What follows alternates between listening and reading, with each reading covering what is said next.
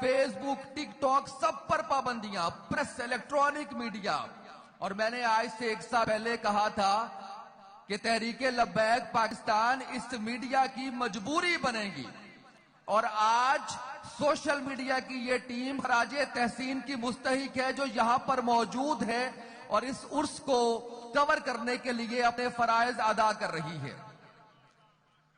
اور یہ پابندیاں کبھی بھی اسلام کا راستہ نہیں روک سکتی.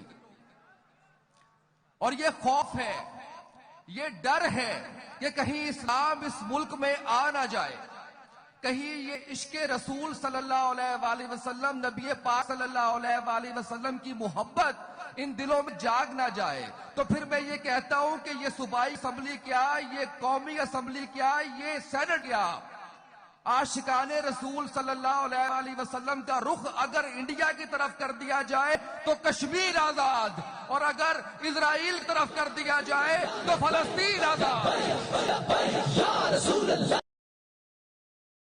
دونوں شہزادے ہیں عکس مرشد نما، دونوں شہزادے ہیں عکس مرشد نما. چہرہ بھی اس طرح، آنکھیں بھی اس طرح، چہرہ بھی اس طرح، آنکھیں بھی اس طرح.